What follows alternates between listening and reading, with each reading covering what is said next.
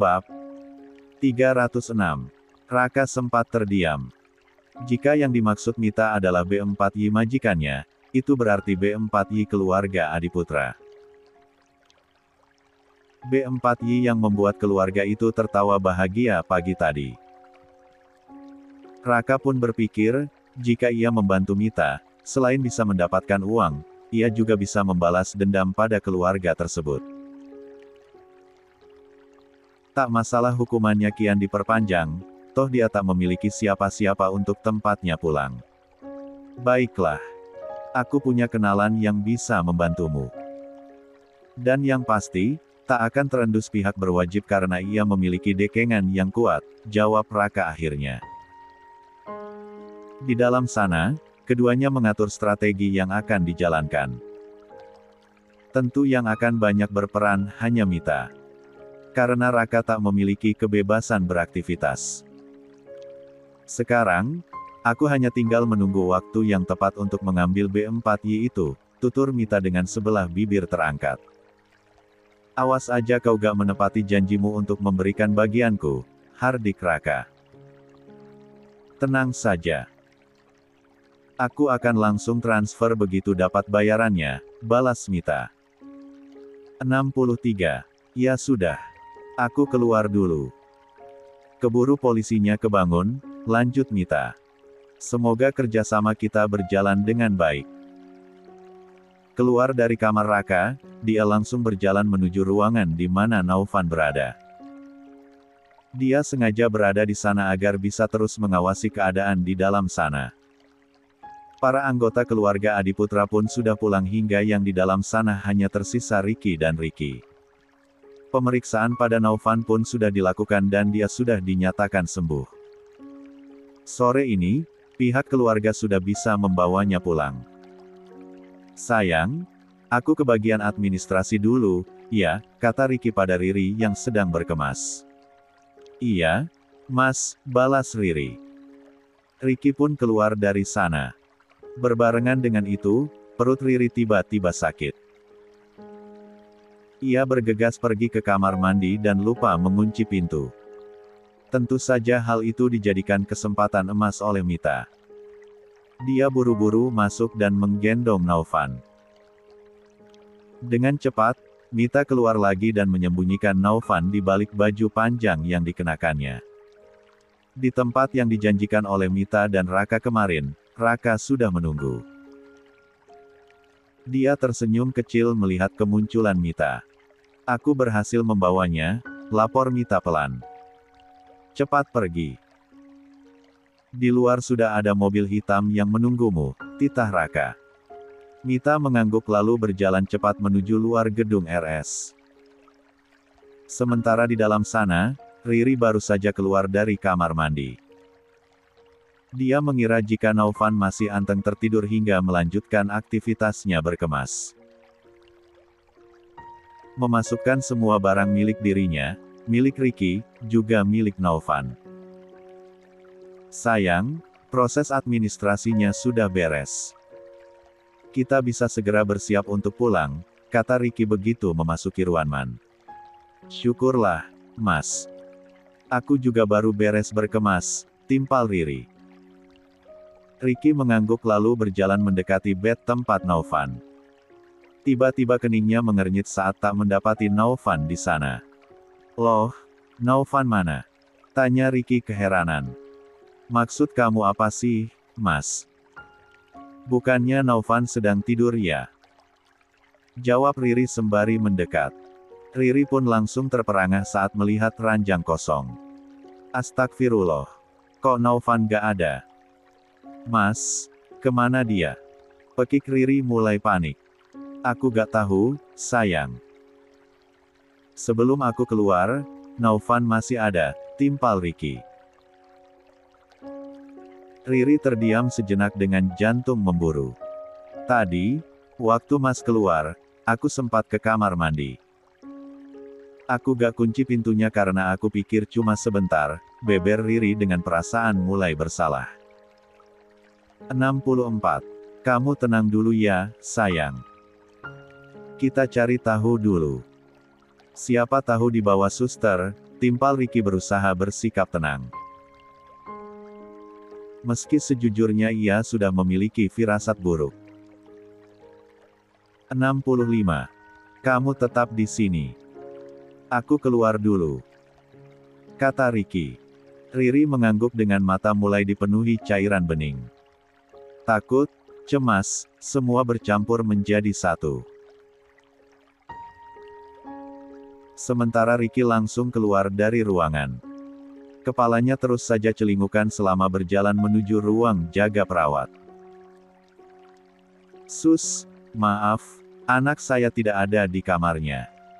Apa salah satu suster di sini ada yang membawanya? Untuk dilakukan pemeriksaan mungkin, tanya Ricky berusaha bersikap tenang. Maaf, Pak. Tapi kami tidak mungkin mengambil pasien tanpa persetujuan keluarga. Jadi saya rasa, tidak ada suster yang membawa anak Anda, timpal salah satu suster. Tapi anak saya gak ada di kamar. Padahal saya cuma keluar sebentar untuk ke bagian administrasi. Istri saya juga cuma ke kamar mandi. Begitu kembali, anak saya sudah tidak ada, beber Ricky. Suster jaga yang terdiri dari beberapa orang itu saling tatap. Mari, coba saya periksa, kata salah satu suster yang memang sering memeriksa Naufan. Ricky dan suster itu berjalan dengan cepat menuju kamar Naufan. Di sini, Sus. Di tempat tidurnya. Padahal tadi di sini. Ricky menunjuk bed tempat Naufan tertidur tadi. Mas. Riri yang dari tadi menunggu di sana mulai terisak. Suster pun terlihat bingung.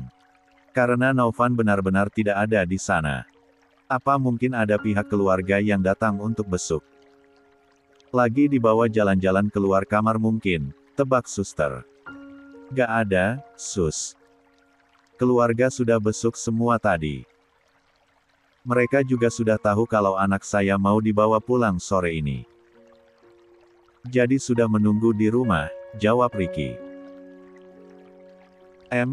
Kalau gitu, Bapak bisa cek CCTV untuk melihat apa ada yang masuk atau tidak ke ruangan ini, titah suster. Ayo, Sus, cepat. Ajak Ricky buru-buru. Ia tak ingin menyia-nyiakan waktu. Suster itu pun mengantar Ricky ke ruangan khusus CCTV. Meminta operator untuk melihat rekaman dari kamar yang ditempati Naufan. Setelah menyebutkan nama kamar rawat, dengan jantung berdebar, Ricky duduk memperhatikan monitor di samping operator. Sementara tangan sang operator mengotak-atik waktu yang diminta Ricky untuk dimunculkan. Sekitar 15 menit yang lalu, kata Ricky memastikan lagi. Nah ini stop. Titah Ricky begitu melihat rekaman dirinya waktu keluar dari kamar Naufan. Mata Ricky tiba-tiba membulat saat mendapati seorang wanita bercadar memasuki kamar Naufan berselang beberapa detik setelah dirinya keluar. 66. Ricky terus memperhatikan dengan seksama sampai wanita itu keluar lagi dari ruangan. Meski Naufan disembunyikan di balik baju panjangnya, tapi Ricky yakin wanita itu telah mengambil Naufan. Siapa dia? Kenapa dia mengambil anakku? Gumam Ricky. Tolong ikuti kemana orang itu. Titah Ricky pada operator. Operator itu pun memindahkan tampilan rekaman CCTV di semua lorong RS. Nah itu dia. Ricky kembali menunjuk salah satu monitor yang memperlihatkan Mita sedang berjalan cepat. Kening Ricky semakin berlipat-lipat saat melihat Mita sempat berhenti dan berbicara dengan seorang laki-laki. Siapa dia? Gumam Ricky karena posisi laki-laki itu membelakangi layar. Setelah wanita bercadar itu pergi, barulah lelaki tersebut berbalik hingga memperlihatkan wajahnya. Raka. Pekik Ricky dengan mata melebar. Apa dia ikut terlibat? Tapi untuk apa? Ricky terus saja bertanya. Tolong pindah ke parkiran RS. Pinta Ricky. Operator itu kembali mengutak-atik rekaman CCTV. Stop. Kata Ricky begitu melihat wanita bercadar tadi celingukan di parkiran hingga sebuah mobil hitam menghampirinya lalu wanita itu masuk ke dalamnya. Saya minta semua salinan rekaman CCTV itu untuk lapor polisi. Pinta Ricky. Dan tolong laporkan kejadian ini pada pihak RS, lanjutnya. Setelah mendapatkannya, Ricky buru-buru kembali ke kamar. Menghampiri Riri yang masih menangis terseduh. Mas, gimana? Riri langsung mendekati Ricky begitu suaminya itu memasuki kamar. Ricky menghela napas panjang lalu menghembuskannya kasar. Naufan dibawa seseorang. Aku gak tahu siapa, ungkap Ricky. Apa, Mas? Dibawa. Ditch flick. Ulang Riri. Ricky mengangguk membenarkan. Astagfirullah. Riri langsung memekik kaget. Tapi siapa, Mas? Siapa yang tega melakukan ini? Padahal kita gak punya musuh. Tangis Riri kian kencang dengan perasaan semakin kalut. Aku gak tahu. Orangnya pakai cadar dan... Ricky sempat terdiam. Dan apa? Tanya Riri buru-buru. Dan dia sempat berbicara sebentar dengan Raka. Entah ada hubungannya atau tidak, ungkap Ricky lagi. Raka. Kenapa Raka ada di sini? Tanya Riri keheranan. Dia juga sedang dirawat di sini. Aku sempat melihatnya. Pak Ardi juga sempat melihatnya, jawab Ricky. 67. Astagfirullah. Kalau memang benar dia terlibat, keterlaluan. Untuk apa dia melakukan ini, timpal Riri. Geram. Kita harus lapor polisi. Tapi aku mau hubungi Davin dulu. Mau meminta dia ke sini sama Ayu biar temenin kamu. Takutnya aku sibuk kesana kemari, tutur Ricky sambil merogoh ponselnya. Riri hanya mengangguk dengan air mata masih berlinang. Padahal mereka baru saja berbahagia karena akan kembali ke rumah. Tapi ternyata ada ujian lain yang membuat kebahagiaan itu kembali sirna. Bos, bisa tolong ke sini sekarang? Sama Mbak Ayu. Penting. Pinta Ricky. Ada apa? Tanya Davin keheranan mendengar suara Ricky yang sepertinya sedang panik. Nanti aku jelaskan di sini, timpal Ricky. Baik. Aku ke sana sekarang. Balas Davin. Ricky kembali meletakkan ponselnya. Pikirannya sungguh kacau. Ia tak tahu Naufan akan dibawa kemana dan akan diapakan. Apalagi bayi itu baru saja sembuh. Maafin aku, Mas. Kalau saja pintunya aku kunci, pasti Naufan tidak akan hilang, kata Riri dipenuhi rasa bersalah. Jangan bilang begitu. Jangan menyalahkan diri sendiri. Bukan salahmu, sayang. Timpal Ricky. Tapi, Mas. Naufan hilang. Kasihan dia. Dia pasti gak bisa minum susu. Dia pasti menangis ketakutan. Kasihan dia Mas. Cari dia. Racau Riri. Sebagai seorang ibu yang mengurusnya dan menyusuinya, hati Riri begitu perih. Aku janji akan cari dia. Polisi juga akan cari dia. Kamu bantu doa ya. Timpal Riri. Sekarang kamu tunggu di sini. Tunggu kedatangan Davin sama Mbak Ayu. Aku akan temui Raka dulu, lanjut Ricky. Riri mengangguk. Hati-hati, Mas. Jangan emosi. Kata Riri mengingatkan. Ricky mengangguk pelan. Dia pun kembali keluar kamar. Mencari tahu di mana kamar Raka lalu buru-buru mengayunkan kakinya menuju sana. Saya ingin bertemu dengan Raka. Ricky meminta izin terlebih dahulu pada petugas polisi yang berjaga. Polisi itu hanya mengangguk pertanda memberi izin. Ricky pun langsung mengetuk pintu dengan jantung memburu. Apalagi saat melihat wajah lelaki yang selama ini begitu dibencinya, tangan Ricky mulai mengepal. Rahangnya mengeras dengan tatapan menghujam. Begitupun dengan Raka. Matanya melebar melihat Ricky ada di hadapannya. "Mau apa kau?" tanya Raka dengan wajah tak bersahabat. Ricky langsung melangkah masuk meski tak dipersilahkan.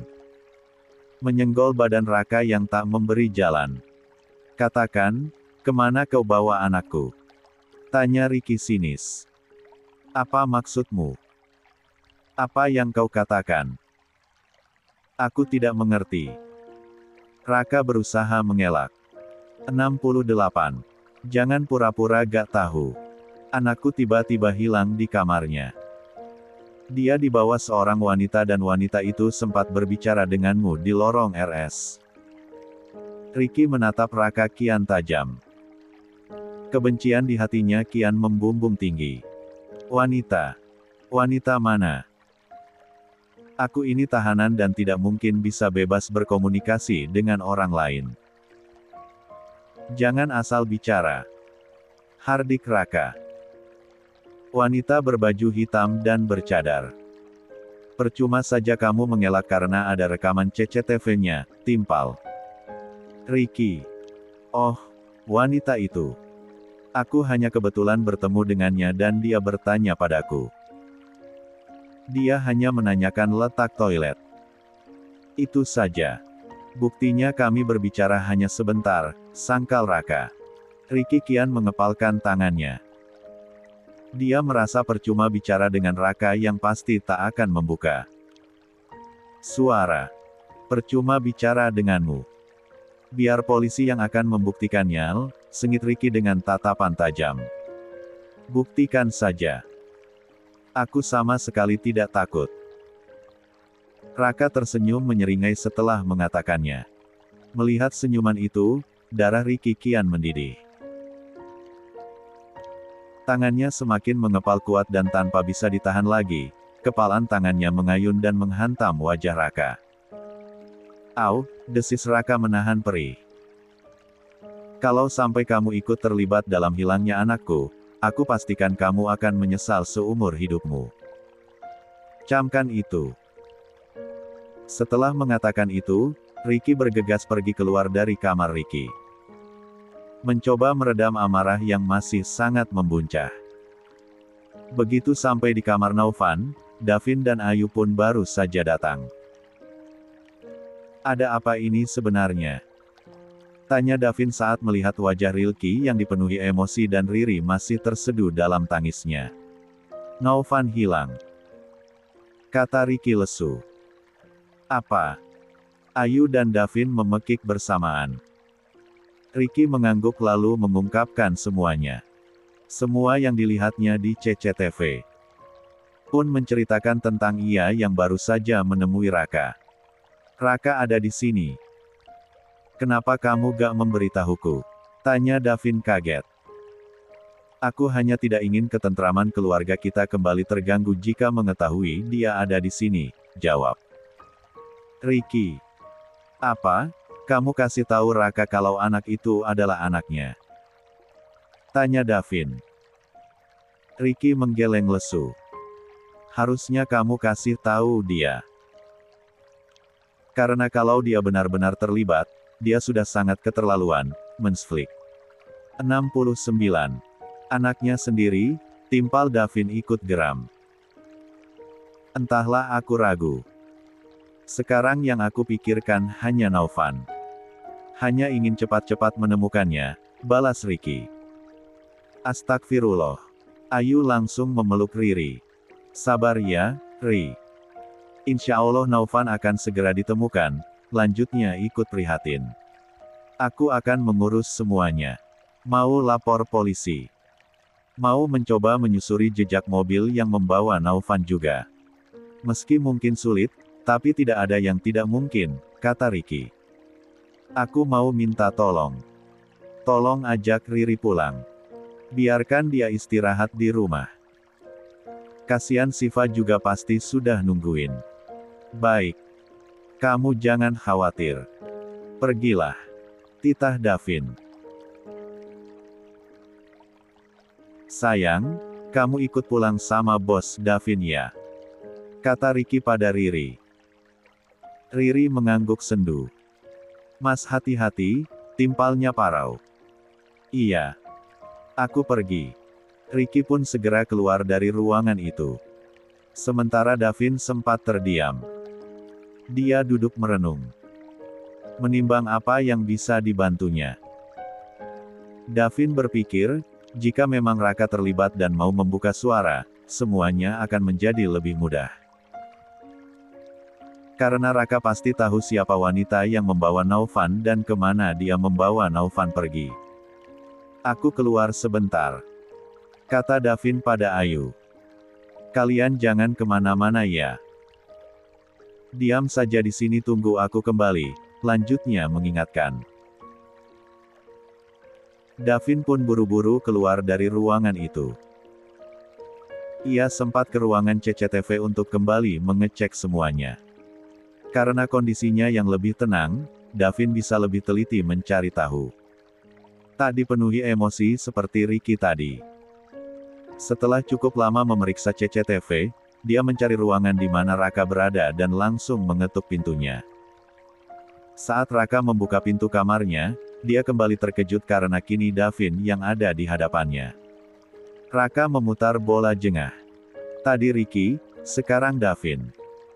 Ada perlu apa kamu ke sini? Tanya Raka sengit. Aku pikir kamu pasti tahu alasanku datang ke sini. Sama seperti kedatangan Ricky sebelumnya, jawab Davin santai. Kalau begitu jawabanku pun pasti sama dengan apa yang aku katakan pada Ricky tadi. Karena itu kenyataannya. Dan gak akan ada yang berubah. Aku gak tahu apa-apa dan gak terlibat apa-apa, timpal Raka penuh penekanan. Yakin? Lalu untuk apa wanita yang membawa Naufan masuk ke kamarmu siang tadi? Dan dia cukup lama berada di sini, tanya Davin dengan sebelah bibir terangkat. Mata Raka sempat melebar. 70. Jangan mengelak lagi. Aku sudah lihat semuanya lewat CCTV, kejar Davin. Aku bisa saja langsung laporkan ini ke polisi. Dan dipastikan hukumanmu akan kembali bertambah, lanjutnya mencoba menakut-nakuti. Laporkan saja. Aku tidak takut. Penjara sekarang sudah menjadi bagian dari hidupku. Keluar dari penjara pun aku sudah tidak memiliki siapa-siapa. Tidak memiliki masa depan juga karena sudah dihancurkan olehmu dan keluargamu, hardik Raka dengan tatapan menantang. Bukan aku, tapi kelakuanmu yang menghancurkan hidupmu sendiri, timpal Davin lantang. Terserah apapun yang kamu katakan. Yang jelas, aku sudah kehilangan ibuku. Satu-satunya orang yang aku miliki di dunia ini. Dan sekarang, kalian semua bisa merasakan hancurnya kehilangan seseorang yang disayangi. Aku pastikan kalian tidak akan pernah menemukan bayi itu. Tidak akan pernah. Sengit Raka dengan tatapan tajam. Berarti benar kalau kamu terlibat dalam hilangnya An 4K Ricky. Katakan. Sentak Davin. Kalau iya mau apa? Aku bahkan tidak akan pernah membuka mulutku untuk mengatakan kemana An 4K itu dibawa. Timpal Raka sengit. Biar hidup kalian menderita dan merasakan apa itu arti kehilangan.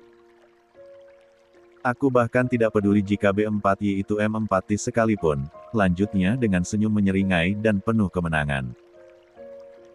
Raka merasa dendamnya sudah bisa terbalaskan. Tak apa bukan pada Davin, karena Ricky pun punya andil dalam penangkapan dirinya dulu. Davin geleng-geleng kepala mendengarnya. Aku pikir, Semua yang menimpamu sudah bisa membuatmu bertaubat dan menyesali semuanya. Aku pikir kamu sudah berubah menjadi lebih baik. Ternyata masih sama jahatnya. Bahkan kali ini lebih jahat dari sebelum-sebelumnya. Kali ini perbuatanmu sudah sangat keterlaluan. Karena An 4K yang sedang kamu hilangkan, karena An 4K yang entah di mana keberadaannya kini, sebenarnya adalah anakmu, bukan anak Ricky, ungkap Davin. Apa? Apa maksudmu? Sejak kapan aku punya anak? Bercandamu tidak lucu hanya karena agar aku mengatakan di mana An 4K itu. Raka tertawa setelah mengatakan itu. Sayangnya aku tidak bercanda karena itu kenyataannya. Itu anakmu dan itu darah dagingmu. Ben. Yang kamu tinggalkan di rahim Nuri saat kamu meruda paksa dia di malam kamu memasuki rumahku, ungkap Davin. Tak memiliki pilihan lagi. Ia terpaksa harus membongkar semuanya agar tak terlambat. Sementara Raka sendiri langsung tercengang dengan wajah pucat pasi. Ia sungguh tak percaya dengan apa yang didengarnya. 71. Mendengar semua pengakuan Davin, Raka sempat terdiam. Kembali mengulang kepingan masa lalu di mana dia merenggut kehormatan Nuri. Menjamahnya tanpa rasa bersalah dan meninggalkannya begitu saja. Raka juga sempat menghitung waktu saat kejadian. Dan berdasarkan perkiraan, semua itu sudah berlalu sekitar setahun lebih. Namun, Raka buru-buru menggeleng. Dia tak ingin langsung percaya begitu saja. Katakan kalau itu semua hanya cerita karanganmu. Katakan itu semua tidak benar. Hardik Raka dengan jantung mulai berdebar kencang. Dia masih ingin menyangkal meski di salah satu sudut hatinya mulai ada setitik keyakinan. Aku tidak punya riwayat berbohong apalagi sampai mengarang cerita. Lagi pula, aku gak mungkin main-main dengan hal sepenting dan sesensitif ini, timpal Davin tegas. Asal kamu tahu, begitu banyak orang yang sudah berkorban demi anakmu itu. Pertama Ricky. Di saat dia baru menjalani kehidupan pernikahannya dengan Nuri, dia harus menerima kenyataan bahwa istrinya telah mengandung Ben.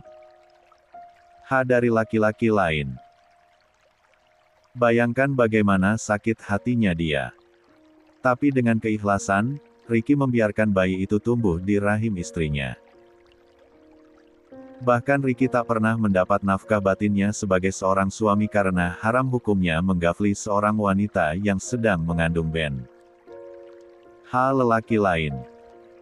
Apa Ricky marah ataupun menceraikan Nuri? Tidak. Ricky tetap memperlakukan Nuri dengan baik. Menjaganya dan kandungannya agar tetap baik-baik saja. Memenuhi nutrisi bayimu itu agar tumbuh sehat. Padahal Ricky bukan ayah kandungnya. Dia bahkan hanyalah korban. Dengan penuh emosional, Davin menuturkan. Sebagai seorang laki-laki dan sebagai seorang suami, ia ikut merasakan bagaimana sakit hatinya Ricky kala itu. Selain Ricky, Nuri juga tak kalah berkorban. Bayangkan bagaimana besarnya rasa bersalah dia karena divonis mengandung anak lelaki lain di saat usia pernikahannya dengan Ricky belum genap seminggu. Bayangkan bagaimana tersiksanya Nuri harus mengandung benih laki-laki yang sama sekali tidak dicintainya, bahkan mungkin sangat dibencinya karena perbuatan bejatnya itu. Tapi Nuri tak memiliki keinginan untuk menggusur anak itu. Dia tetap menjalani kehamilannya dengan penuh keikhlasan.